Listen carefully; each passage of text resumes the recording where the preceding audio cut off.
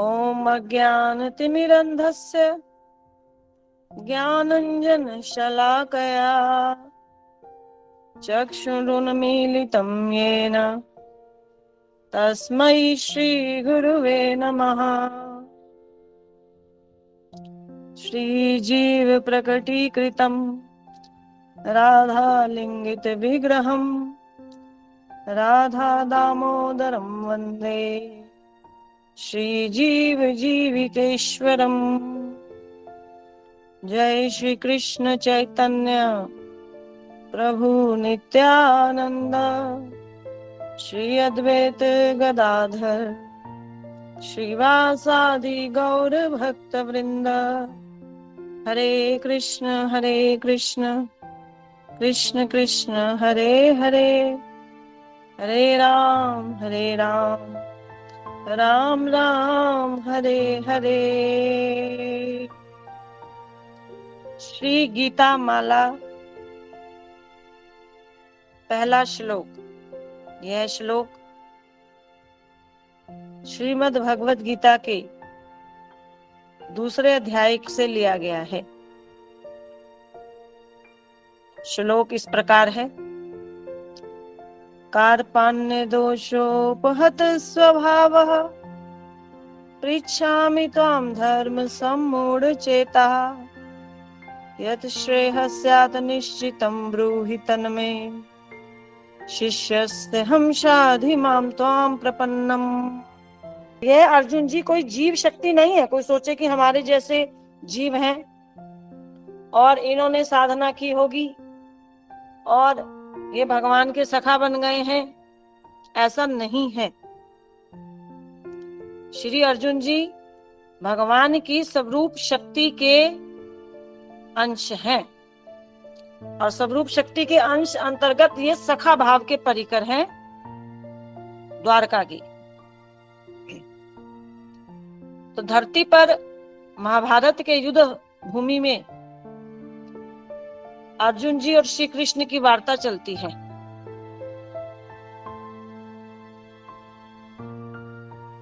श्री अर्जुन जी उत्तम उत्तम प्रश्न पूछते हैं और भगवान श्री कृष्ण उत्तर स्वरूप भगवत गीता का उपदेश सुनाते हैं। ये भगवत गीता का उपदेश ऐसा लगता है कि मानो कि भगवान श्री कृष्ण ने अर्जुन जी के शोक मोह को दूर करने के लिए दिया। क्योंकि जब हम भगवत गीता का प्रथम अध्याय पढ़ेंगे तो प्रथम अध्याय में श्री अर्जुन जी के शोक मोह का वर्णन है। अर्जुन जी स्वयं कह रहे हैं कि मुझे शोक हो रहा है, मेरी इंद्रियां सूख रही हैं, अंग कांप रहे हैं, रोंगटे खड़े हो रहे हैं, मैं शोक मोह से अभिभूत हो गया हूं। तो ऐसा लगता है प्रदर्शित हो रहा है, किंतु ये शोक और मोह जो श्री अर्जुन जी को हुआ, यह एक लीला है। लीला अर्जुन जी और भगवान कृष्ण के मध्य लीला चल रही है। और लीला को श्री कुंती महारानी जी ऐसे कहते हैं, नटो नाट्य धरो यथा। जैसे एक नट अर्थात अभिनय करता, अभिनेता स्टेज पर अभिनय करता है किसी पात्र का, तो लेकिन अपने वास्तविक जीवन में वह कुछ और ही होता है। ऐसे ही श्री अर्जुन जी ने यहाँ पर शोक और मोह से मोहित होने का अभिनय मात्र किया है। अर्जुन जी भगवान की स्वरूप शक्ति हैं, उनको शोक और मोह जो कि माया जन्य है, शोक मोह माया जन्य है, माया से ही उत्पन्न है ये शोक और मोह। तो अर्जुन जी को ना तो शोक छू सकता ना मोह। तो ये अर्जुन जी की स्थिति है और श्री कृष्ण है परम ब्रह्म परमेश्वर। तो उनके मध्य जो वार्ता है, गीतोपदेश है, ये मानव जन के कल्याण के लिए है। इस उपदेश से हमें शिक्षा लेनी है। श्री गीता माला भगवत गीता के ही 700 श्लोकों में से 108 श्लोक निकाले गए हैं गीता माला के अंतर्गत। क्योंकि 108 श्लोक हैं इसलिए इसको माला नाम दिया, माला, क्योंकि माला में 108 मन के होते हैं, इसलिए 108 श्लोकों की माला, गीता माला। और ये श्लोक जो हैं ये भगवत गीता के संबंध, अभिधेय और प्रयोजन के श्लोक हैं। क्योंकि भगवत गीता की के जो मूल विषय हैं वो संबंध, अभिधेय और प्रयोजन है। जबकि भगवत गीता में कर्म कांड भी है, ज्ञान कांड भी है, ध्यान कांड भी है। ध्यान मार्गियों के लिए भी बताया गया और भगवत गीता कर्म मार्गियों के लिए भी है। क्योंकि भगवत गीता में तो सब कुछ है, लेकिन भगवत गीता का जो सार है वो है भक्ति। भक्ति, भक्ति अर्थात भगवान श्री कृष्ण की भक्ति, और भगवान स्वयं भगवान श्री कृष्ण, और कृष्ण की प्राप्ति का उपाय भक्ति हो गया, और भक्ति का उद्देश्य हो गया प्रयोजन। तो भगवत गीता में संबंध, अभिधेय और प्रयोजन ही सार है। तो उन्हीं सार को लेकर यहाँ 108 श्लोक निकाले गए हैं गीता माला में। तो उसी के अंतर्गत पहले श्लोक पर आज चर्चा कर रहे हैं, दूसरे अध्याय का श्लोक।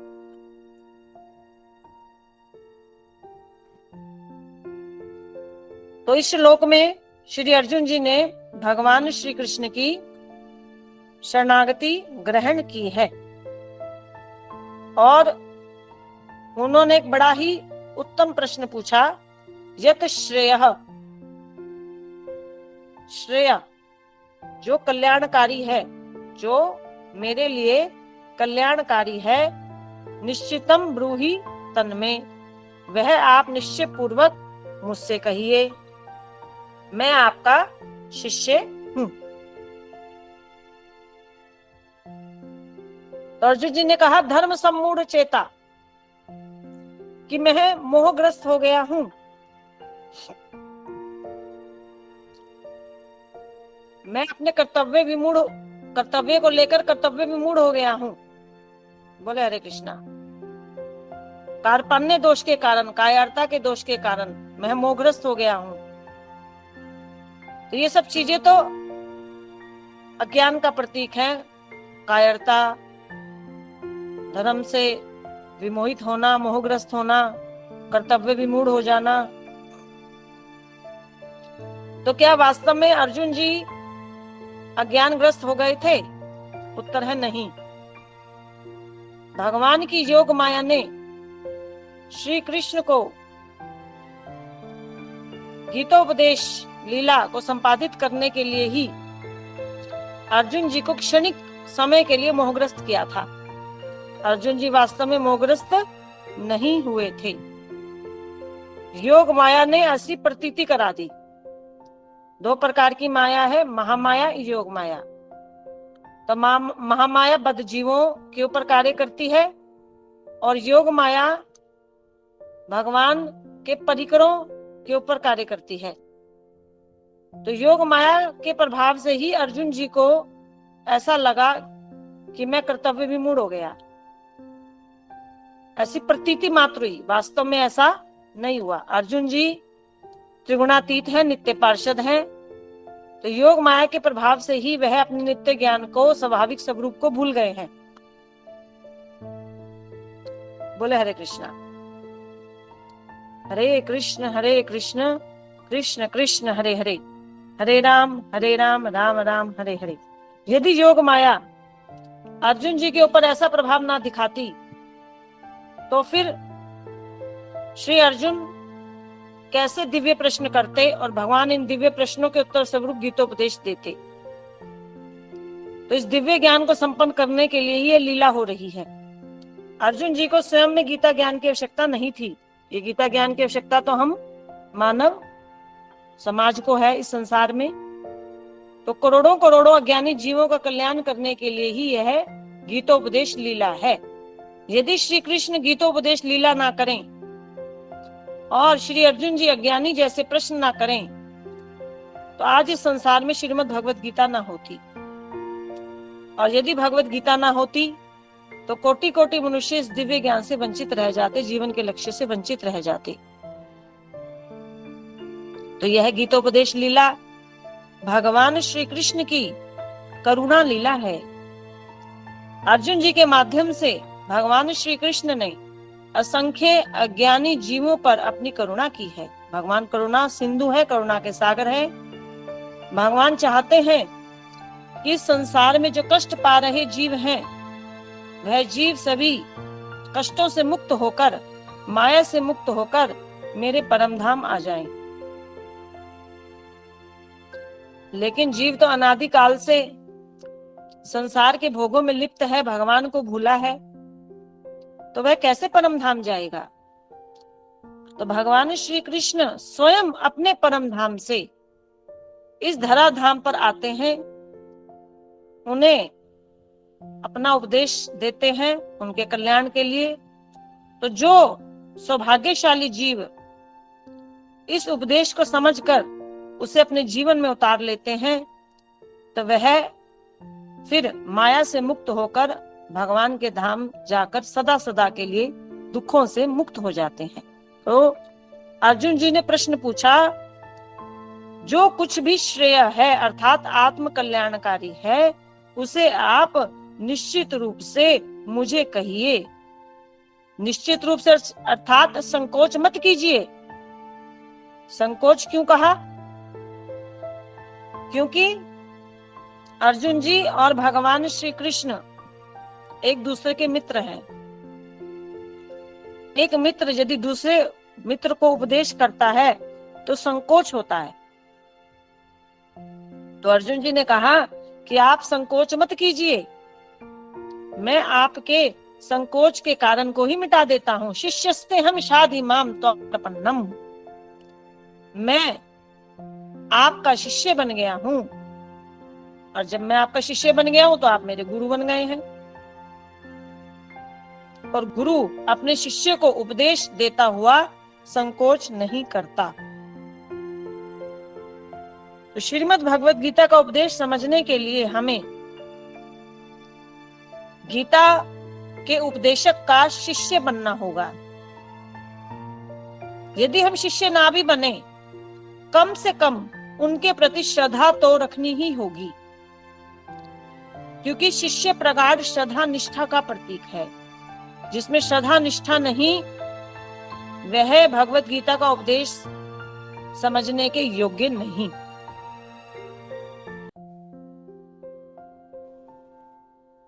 शिक्षा उसी को दी जा सकती है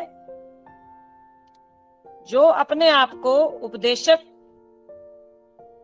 से कम, जो अपने आप को उपदेशक से कम ज्ञान वाला माने, जो अपने आप को विद्वान मानेगा। उपदेशक जितना या उपदेशक से बड़ा विद्वान मानेगा, बुद्धिमान मानेगा अपने आप को, तो वह फिर कैसे भगवत गीता के ज्ञान को ग्रहण कर पाएगा? तो विद्वान होना तो बराबरी का सूचक हो गया, और बुद्धिमान होना, विद्वान होना, अपने आप को बहुत बड़ा मानना, तो वह फिर गीता का उपदेश कैसे समझ पाएगा? तो गीता का उपदेश समझने के लिए धन्य भाव का होना जरूरी है। तो श्री अर्जुन जी ने कहा, मैं आपकी शरण में आया हूं, अब मैं आपका बराबर वाला मित्र नहीं रहा, मैं आपका शिष्य बन गया हूं, और निश्चित रूप से अब आप मुझे भगवत गीता का ज्ञान दीजिए, जो मेरे लिए कल्याणकारी है, जो मेरे लिए श्रेय है, उस ज्ञान को आप मुझे समझाएं। तो जो श्री कृष्ण अर्जुन के मध्य गुरु शिष्य संबंध है, यह मूल संबंध नहीं है, यह तो क्षणिक संबंध है। श्री कृष्ण और अर्जुन के मध्य तो मूल संबंध तो सखा वाला ही है, लेकिन यहाँ पर श्री अर्जुन जी शिष्य की भूमिका निभाएंगे। तो भगवत गीता को समझने के लिए हमें श्री कृष्ण के दो स्वरूप समझने पड़ेंगे भगवत गीता में, जो भगवान प्रदर्शित करते हैं। एक, भगवत गीता का उपदेश भगवान परमेश्वर रूप में देते हैं, कहीं कहीं किसी किसी श्लोक को तो परमेश्वर के रूप में उच्चारित करते हैं। और दूसरा कहीं कहीं भगवान गुरु रूप में बोलते हैं। तो जब गुरु रूप में उपदेश करते हैं तो मानो कि ऐसा लगता है कि परमेश्वर कोई और है, ऐसा लगेगा, ऐसा प्रतीत होएगा। और जब परमेश्वर रूप में बोलते हैं तो श्री कृष्ण परमेश्वर है, ऐसा प्रतीत होता है। और जब गुरु रूप में बोलेंगे तो फिर ऐसा प्रतीत होएगा परमेश्वर तो कोई और है। तो जब भगवान परमेश्वर रूप में बोलते हैं तो अपने आप को सब कारणों का कारण, मैं सबसे बड़ा हूं, ऐसा प्रतीत होता है। तो श्री कृष्ण के दो रूप हो गए भगवत गीता में, एक तो गुरु रूप और दूसरा परमेश्वर रूप। और अर्जुन जी जो हैं मूल रूप से सखा, लेकिन बन गए हैं शिष्य।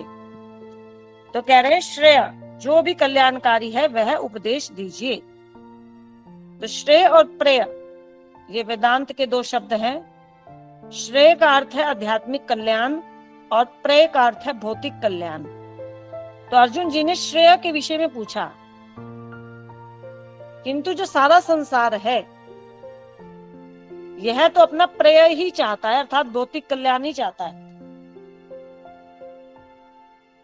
तो सारा संसार में जितने भी मुख्यतः गीता या भागवत का उपदेश करने वाले हैं, सुनाने वाले हैं, कथावाचक, तो सब प्रेय की बात करेंगे, भौतिक कल्याण की बात करेंगे। सुख संपत्ति घर आवे, कष्ट मिटे तन का, बस इसी के ऊपर ही उनका गीता भागवत का प्रवचन ज्ञान रहता है। प्रेय के ऊपर ही, भौतिक कल्याण के लिए ही सब कोई मनुष्य चाहते हैं अपना अपना भौतिक कल्याण, और भौतिक कल्याण के विषय में ही जिज्ञासा किया करते हैं। तो भौतिक कल्याण अर्थात शरीर से संबंधित सुख सुविधाओं में ही वह अपना कल्याण समझते हैं। और आजकल के बड़े बड़े गुरु भी इसी प्रेय के विषय में ही जो है अपने शिष्यों को ज्ञान देते हैं कि तुम्हारा दुख कैसे मिटेगा, इसी के निवारण के लिए उपाय, व्रत, दान, पूजा इत्यादि बताते हैं। तो भगवत गीता का उपदेश प्रेय के विषय में नहीं है, समझने वाली बात है यहाँ पर। भगवत गीता का उपदेश श्रेय के विषय में है। श्रेय अर्जुन जी ने निवेदन इसके लिए किया है। श्रेय का अर्थ है आध्यात्मिक कल्याण। तो एक जो शिष्य है उसे अपने आध्यात्मिक कल्याण के विषय में आध्यात्मिक गुरु के पास जाकर जिज्ञासा करनी चाहिए। अर्जुन जी ऐसा ही सिखा रहे हैं अपने आचरण से।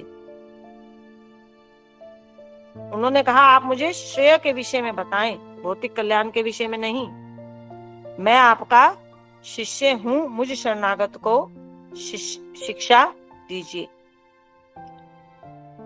हरे कृष्ण कृष्ण कृष्ण हरे हरे, हरे राम राम राम हरे हरे।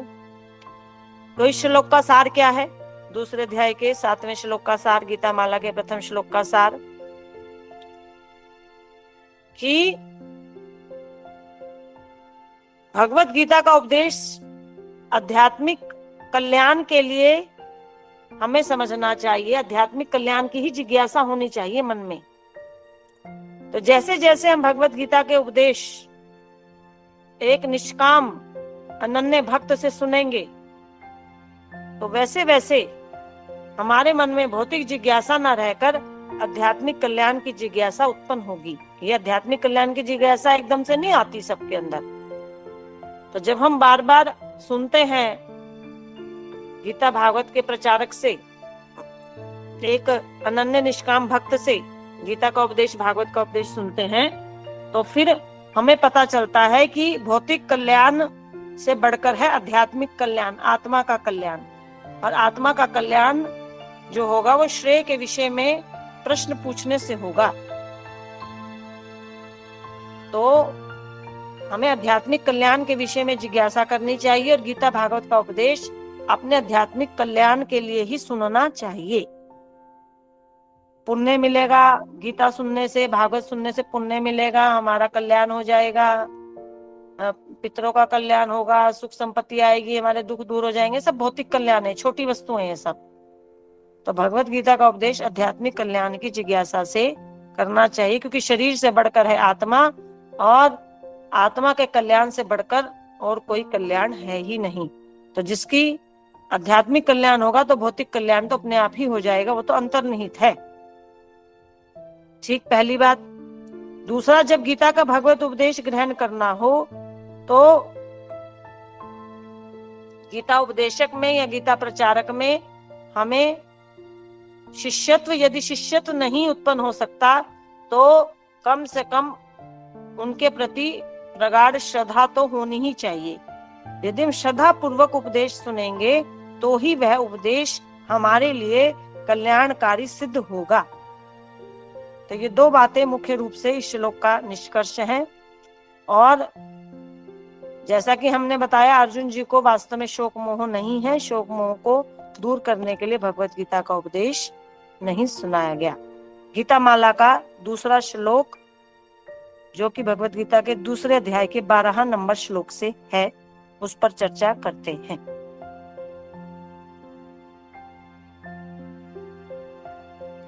हरे कृष्ण कृष्ण कृष्ण हरे हरे, हरे राम राम राम हरे हरे। तो भगवान श्री कृष्ण के द्वारा उच्चारित श्लोक है। श्री भगवान उवाच, ना तो वह जातु नासम न तुम नेमे जनाधिपः ना चैव न भविष्यामः सर्वे व्यमतः परम। भगवान कहते हैं, ऐसा कभी नहीं हुआ कि मैं नहीं था, तुम नहीं थे, और ये सब राजागण नहीं थे, और ना ही भविष्य में कभी ऐसा होगा कि हम सब नहीं रहेंगे।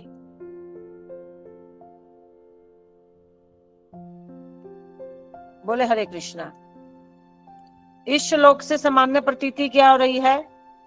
श्री कृष्ण कह रहे, मैं नहीं था, तुम नहीं थे, राजागण नहीं थे। तो ऐसा लग रहा है कि श्री कृष्ण भी एक आत्मा है।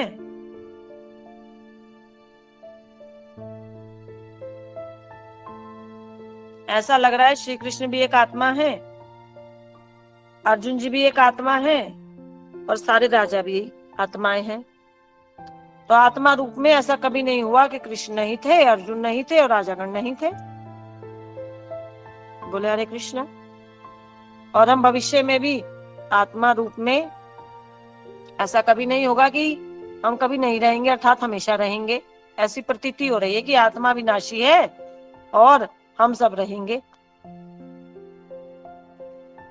तो इस श्लोक के सामान्य अर्थ से विद्वान लोग जो अर्थ लेते हैं वह आत्मा की अविनाशिता से लेते हैं कि शरीर रूप में भले ही कृष्ण पहले नहीं थे, अर्जुन पहले नहीं थे, राजा पहले नहीं थे पिछले युगों में या पिछले जन्मों में, किंतु आत्मा रूप में तो श्री कृष्ण, अर्जुन और सभी राजागण पहले थे। शरीर नष्ट हो जाते हैं, आत्मा नष्ट नहीं होती। तो यह अर्थ सामान्य है और संसार में 99% लोग, गीता के विद्वान, यही अर्थ ग्रहण करते हैं। बोले हरे कृष्णा। किंतु इस श्लोक का जो विशेष अर्थ है वह है द्वैत के सिद्धांत की पुष्टि। यह श्लोक वास्तव में द्वैत के सिद्धांत की पुष्टि करता है। द्वैत मतलब दो, अर्थात सबकी आत्मा भिन्न भिन्न थी, भिन्न भिन्न है और भिन्न भिन्न रहेगी। आत्मा सबकी कॉमन नहीं है, एक आत्मा सबके भीतर नहीं है। सभी की आत्मा जो है वो अलग अलग है। प्रत्येक जीवात्मा स्वयं कर्म कर रही है, उसका भोग कर रही है। तो यदि हम मान लें कि सभी के भीतर एक ही आत्मा है तो वो तो अद्वैतवाद हो जाएगा कि सभी के भीतर एक ही आत्मा है और मुक्ति के बाद भी सभी आत्माएं एक हो जाएंगी। नहीं, तो यह श्लोक द्वैत की पुष्टि करता है। भगवान कह रहे सब में अलग अलग आत्मा है, सबकी आत्मा अलग अलग है, अर्थात आत्मा असंख्य है, प्राणी असंख्य है, सबकी आत्मा भिन्न भिन्न है। हरे कृष्ण कृष्ण कृष्ण हरे हरे, हरे राम राम राम हरे हरे। तो भगवान श्री कृष्ण ने ऐसा क्यों कहा कि मैं नहीं था? भगवान श्री कृष्ण के कहने का तात्पर्य है कि मैं श्री कृष्ण साक्षात परम ब्रह्म परमेश्वर रूप से सदा से था। सृष्टि के पहले भी था, अब भी हूं, बाद में भी रहूंगा। और फिर भगवान ने कहा कि तुम नहीं थे। अर्जुन जी की स्थिति क्या बताई हमने कि अर्जुन जी भगवान के नित्य परिकर हैं।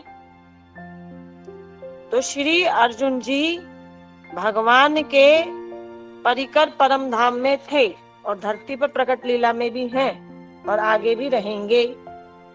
और ये राजागण नहीं थे, ये समस्त राजागण जो है आत्मा रूप में सदा से थे। आत्मा भी सदा से थी, जब से भगवान है तब से आत्माएं हैं। आत्मा कौन है? भगवान श्री कृष्ण की तटस्था शक्ति का अंश। तो तटस्था शक्ति के अंश रूप में आत्माएं सदा से थे और हैं और भविष्य में भी रहेंगे। बोले हरे कृष्णा। तो जो श्री कृष्ण और अर्जुन हैं उनके ऊपर तो आत्मा का नियम नहीं लगेगा, लेकिन जो राजागण है जनाधिपा, वे सब जीवात्माएं हैं, उनके ऊपर आत्मा लगेगी। श्री कृष्ण और अर्जुन के भीतर जो है जीवात्मा नहीं है। श्री कृष्ण परम ब्रह्म परमेश्वर हैं और परम ब्रह्म परमेश्वर में देह देही का विभाग नहीं होता, आत्मा और शरीर का अंतर नहीं होता। उनका शरीर ही उनकी आत्मा है और आत्मा ही उनका शरीर है। तो जब भगवान कह रहे मैं नहीं था, अर्थात श्री कृष्ण पहले भी थे इसी रूप में, पीताम्बरधारी मोर मुकुटधारी श्याम सुंदर रूप में पहले भी थे। यानी कि इस धरती पर अवतार लेने से पहले भी, द्वापर युग से पहले भी श्री कृष्ण त्रेता में भी थे, सतयुग में भी थे, पिछले कल्प में भी थे। जब ये ब्रह्मांड नहीं था, जब ये सृष्टि नहीं थी, तब भी श्री कृष्ण थे। कहाँ थे? अपने परम धाम श्री कृष्ण लोक में थे और इसी रूप में थे। उनमें शरीर और आत्मा का अंतर नहीं होता, वे शरीर धारण करके नहीं आया। सच्चिदानंद रूप से श्री कृष्ण सदा से हैं। सच्चिदानंद रूप है उनका, सत चित आनंद की घन मूर्ति। सत मतलब सनातन, अजर, अमर, अविनाशी। चित मतलब ज्ञानमय, सर्वज्ञ, चेतन और आनंदमय। तो इसी रूप में श्री कृष्ण सच्चिदानंद रूप में, अजर, अमर, अविनाशी रूप में सदा से रहेंगे। और अर्जुन जी के लिए कहा कि तुम नहीं थे, या ऐसा कभी नहीं होगा कि तुम आगे नहीं रहोगे। तो अर्जुन जी भी कोई आत्मा नहीं है, अर्जुन जी है स्वरूप शक्ति के अंश। तो अर्जुन जी तटस्थ शक्ति अंश जीव नहीं है, तो स्वरूप शक्ति के अंश होने से अर्जुन जी सदा से रहेंगे। और अर्जुन जी का शरीर भी कैसा है? सच्चिदानंद। जैसे श्री कृष्ण का शरीर सच्चिदानंद है, तो अर्जुन जी का शरीर भी सच्चिदानंद है। जैसे भगवान की मृत्यु संभव नहीं, ऐसे भगवान के परिकरों की भी मृत्यु नहीं होती है। तो दोनों के सच्चिदानंदमय तत्वों में क्या अंतर है? श्री कृष्ण है विभू सच्चिदानंद और अर्जुन जी हैं अणु सच्चिदानंद। तो ये अंतर रहेगा।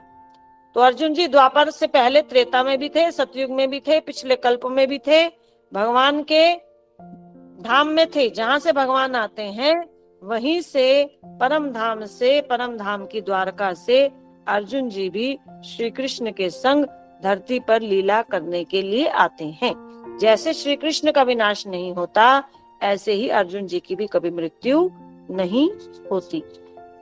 हरे कृष्ण कृष्ण कृष्ण हरे हरे, हरे राम राम राम हरे हरे। तो अर्जुन जी की भी देह दिव्य है और वह स्वरूप शक्ति अंश है। तो ये हो गए श्री कृष्ण और श्री अर्जुन जी। अब कह रहे हैं राजागण नहीं थे। तो राजागण नहीं थे अर्थात कि राजागण के लिए क्या शब्द, क्या समझना पड़ेगा, अर्थात उनकी आत्मा के बारे में बात हो रही है, शरीरों के बारे में नहीं। क्योंकि राजागण, ये जो शरीर है वो तो नाशवान है, तो शरीर तो नष्ट हो जाएंगे लेकिन आत्मा नष्ट नहीं होगी।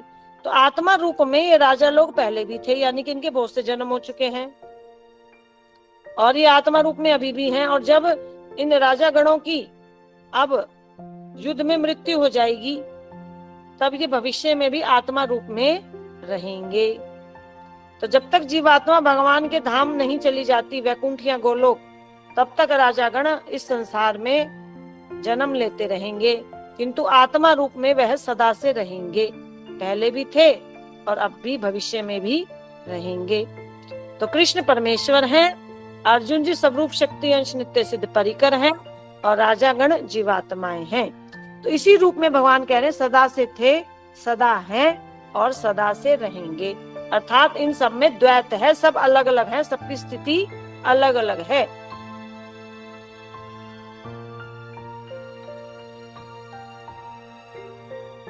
तो आत्माओं के मामले में द्वैत सत्य है, भेद परम सत्य है, द्वैत सनातन है। भेद के बिना भक्ति मार्ग का अस्तित्व ही नहीं। यदि हमने जीवात्मा और परमात्मा को एक मान लिया, अहम ब्रह्मस्मि, मैं ही ब्रह्म हूँ, आत्मा परमात्मा एक है, दो है नहीं, दोनों एक ही हैं और मुक्ति के बाद एक ही हो जाएंगे, तो फिर भक्ति संभव नहीं। क्योंकि भक्ति का मतलब है सेवा। तो सेवा करने के लिए एक तो सेवास्पद होना चाहिए और एक सेवा करने वाला होना चाहिए, तभी तो सेवा संभव होगी। जब दो होंगे, दो के मध्य में ही तो सेवा होगी ना। तो आत्मा और परमात्मा में द्वैत है, दो हैं। तो आत्मा जो है वो भगवान श्री कृष्ण का दास है और परमात्मा परमेश्वर स्वामी है। तो जीव का कर्तव्य है, जीव का धर्म है, परम धर्म है अपने परमेश्वर श्री कृष्ण की सेवा करना। तो यहीं से भक्ति का शुभारंभ होता है, द्वैत से, दो से।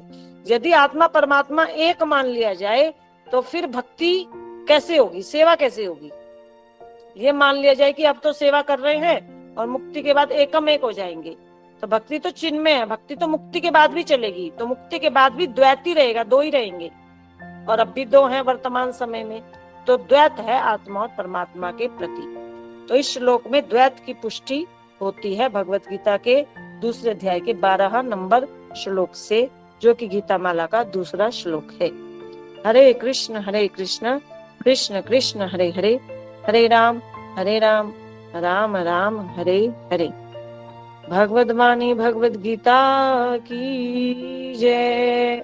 ग्रंथ सम्राट श्रीमद् भागवत महापुराण की जय।